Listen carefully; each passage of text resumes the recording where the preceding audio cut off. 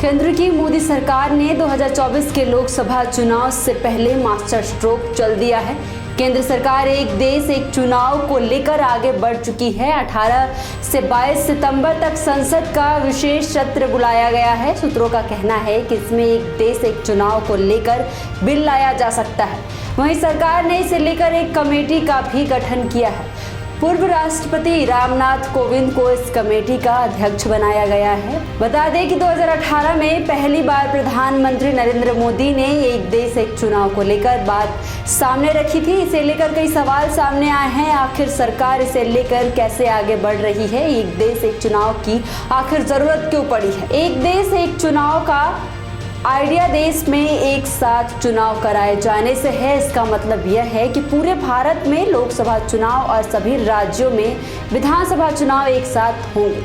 दोनों चुनाव के लिए संभवतः वोटिंग भी साथ या फिर आसपास होगी। वर्तमान में लोकसभा और राज्य विधानसभा में चुनाव सरकार 5 साल का कार्यकाल पूरा होने या फिर विभिन्न कारणों से विधायिका के भंग हो जाने पर अलग अलग कराए जाते हैं। देश में एक साथ चुनाव कराए जाने के समर्थन में सबसे मजबूत तर्क अलग अलग चुनावों में खर्च होने वाली भारी भरकम राशि में कटौती करना है। मीडिया रिपोर्ट्स ने बताया है कि 2019 लोकसभा चुनाव में 60,000 करोड़ रुपए खर्च हुए थे।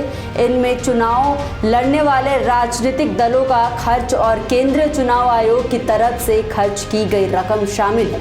एक साथ चुनाव के समर्थन में एक तर्क दिया जाता है कि इससे प्रशासनिक व्यवस्था सुचारू होगी। चुनाव के दौरान अधिक चुनाव ड्यूटी में लगे होते हैं। इससे सामान्य प्रशासनिक काम प्रभावित होते हैं। प्रधानमंत्री नरेंद्र मोदी और बीजेपी के दूसरे नेता कई मौकों पर देश में एक साथ चुनाव की चर्चा कर चुके हैं। 2014 में तो ये बीजेपी के चुनावी घोषणा पत्र का हिस्सा भी रह चुका है।